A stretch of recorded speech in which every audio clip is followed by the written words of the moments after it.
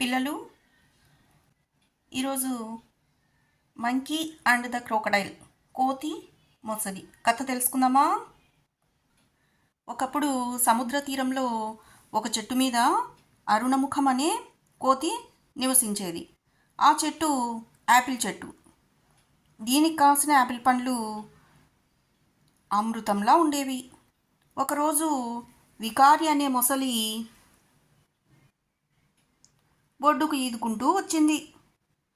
కోతి రుచి చూడమని దానికి కొన్ని యాపిల్ పండ్లు విసిరింది. ప్రతిరోజు మొసలి ఒడ్డుకు వచ్చి కోతి విసిరిన యాపిల్ పండ్లు తినసాగింది. రెండు మంచి స్నేహితులయ్యాయి. వికారి కొన్ని పండ్లు ఇంటికి తీసుకుపోయి భార్యకు ఇచ్చేది. తేనె లాంటి తీయని పండ్లు ఎక్కడి నుండి తెస్తున్నామని ఆమె భర్తను అడిగింది. వికారి తన కోతి స్నేహితుని గురించి చెప్పింది. మొసలి భార్య ఆశపోతు, ఇంత తీయటి పండ్లు ఇచ్చే వ్యక్తి గుండె నిండా అమృతమే ఉంటుంది కదా, నాకు ఆ కోతి గుండె తెచ్చి ఇవ్వమని భర్తను అడిగింది. వికారికి కోపం వచ్చింది. మిత్రుణ్ణి మోసం చేయడానికి ఒప్పుకోలేదు. ఆమె మొండి పట్టు పట్టింది. కోతి గుండెకాయ తెచ్చే వరకు పచ్చి మంచినీళ్ళు కూడా ముట్టనని భీష్మించుకుంది. ఇక చేసేది లేక వికారి స్నేహితుడిని చంపడానికి పథకాలు ఆలోచించడం మొదలుపెట్టింది. వికారి అరుణముఖం దగ్గరికి వచ్చి దాన్ని తన ఇంటికి భోజనానికి పిలిచింది. ఇంత మంచి స్నేహితుడిని కలుసుకోవాలని తన భార్య ఉవ్విళ్ళూరుతుందని, అతన్ని చూసి ఎంతో సంతోషిస్తుందని చెప్పింది. పాపం అరుణముఖం స్నేహితుని మాటలు నమ్మింది. అయితే సముద్రం దాటి మిత్రుడి ఇంటికి వెళ్ళడం ఎలా అని అదే ప్రశ్న మొసలిని అడిగింది. తన వీపు మీద మోసుకొని వెళ్తానంది వికారి.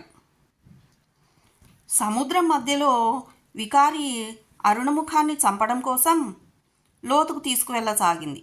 అరుణముఖం భయపడిపోయి ఎందుకలా చేస్తున్నావని అడిగింది. వికారి ఇక అరుణముఖం తప్పించుకోలేదులే అనుకొని విషయమంతా చెప్పింది. వెంటనే అరుణముఖం తడుముకోకుండా, అరే, తేనె నిండిన నా గుండెను చెట్టు మీదే వదిలి వచ్చానే, ఒడ్డుకు పద తీసుకువద్దాం అంది. తెలివి తక్కువ మొసలి తీరానికి తీసుకువచ్చింది. ఒడ్డు దగ్గరికి రాగానే అరుణముఖం ఒక్క ఉదుటున ఒడ్డు మీదకి దూకి చెట్టు ఎక్కేసింది. ఇక దిగి రాలేదు. ఎంతసేపటికి రావడం లేదేమని వికారి అడిగింది. అప్పుడు అరుణముఖం ఏం చెప్పిందంటే, తెలివి తక్కువ మొద్దు చేసింది చాలు, ఇక పో అని స్నేహాన్ని దుర్వినియోగం చేసుకున్నందుకు వికారిని అరుణముఖం గట్టిగా మందలించింది. పిల్లలు, ఈ కథ ద్వారా మనం తెలుసుకోవాల్సిన నీతి ఏంటంటే, మనతో స్నేహం చేసేవాళ్ళు అందరూ మంచివాళ్ళు కాదు, అలాగని అందరూ చెడ్డవాళ్ళు కాదు.